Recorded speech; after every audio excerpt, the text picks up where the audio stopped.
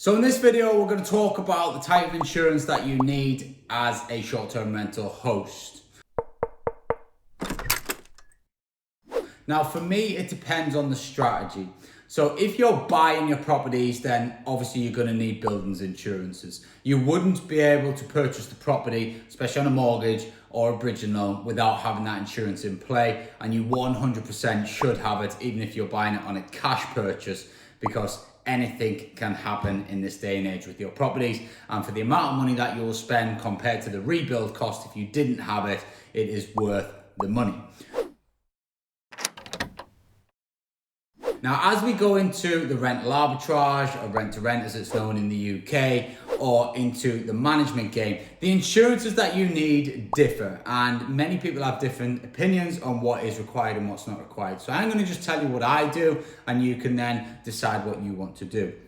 In the main, if you are operating a company, you should have public liability insurance. Now, this protects you in case your guest hurts themselves or they decide they want to put a claim in against you for potentially, a loss of income or a damage or something that might have occurred because of your company or potentially staying in one of your properties. So for me, that is an absolute must. You then also need professional indemnity insurance. So this basically covers you for anybody working within your company that may hurt themselves, or ultimately they may cause damage to your brand, or there may be something in terms of legals or something that they've not done right, which ultimately causes you a financial loss, and you might be able to cover yourself from it. So they are the two main company insurances that no matter what you're doing in the property space, you must have if you're going to host guests.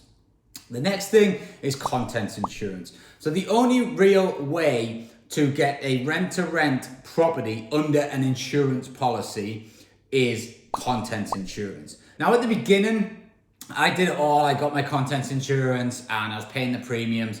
But then I realized that quite quickly I was starting to pay a lot of premiums out and never really making any claims. Because we take the deposits off the guest, and the way that we do it, we typically have our damages covered in the main. We have no problem really extracting that money from the guest's credit card, or sending them an invoice and making sure that they pay it based on the terms and conditions that they signed into. So for me, we were paying a lot for insurance, and I didn't ever really need to claim on it because the malicious damage we were getting covered by the guests, and the furniture, the natural wear and tear, they won't cover anyway. So I've actually stopped taking contents insurance on the rental arbitrage properties. I don't see it as a commercially viable option. I think it's easier the way we do it, and it has worked, touch wood, with no problems at all for the last few years. For me, insurance is like it's a peace of mind game.